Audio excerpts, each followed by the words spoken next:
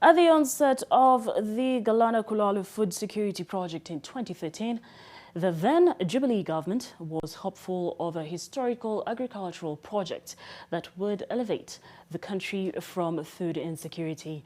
Midway, the project was marred by alleged corruption scandals that almost brought it to its knees, but it survived. NTV's Brian George Otieno was in Galana Kulalu and has a story of fact, intact, resilience and achievement of record results from the project. In the vast hot and dry semi-arid lands of Galana Kulalu, close to the border of Kilifi and Tana River counties, is Selu Limited. The Chief Executive Officer, Nicholas Sambanya, is on normal rounds inspecting the farm after a bumper harvest of 1,200 metric tons of maize in 2022 alone, the pilot phase of a 3-year project under public-private partnership.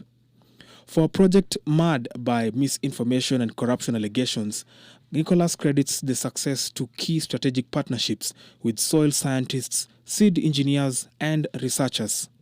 Now, we also moved on and worked with the crop nutritional laboratories to assess and analyze the soil.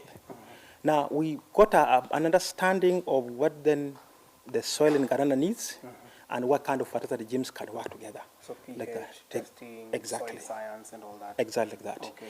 Yeah, then we entered into partner again with the likes of Yara East Africa and Elgon Kenya to then mold fertilizer blends, or come up with fertilizer blends that are actually suitable for the unique soils in Galana.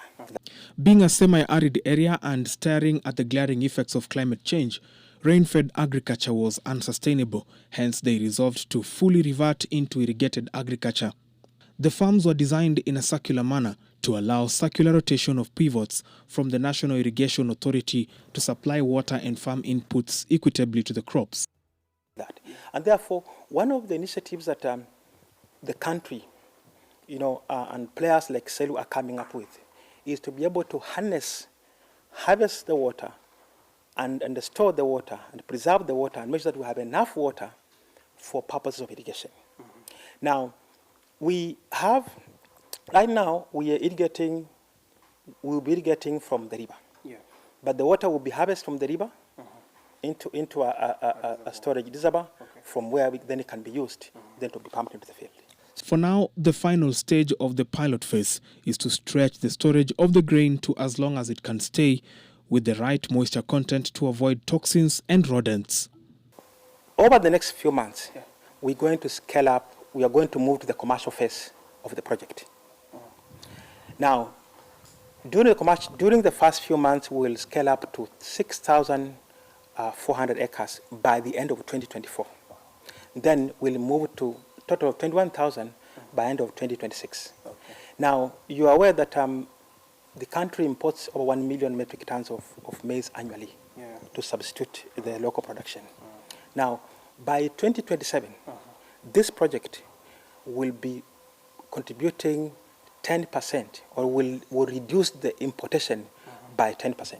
Nicholas holds that his biggest lesson is the immense potential the region holds, and all it takes to realize such success is understanding the ecosystem and getting strategic partnerships.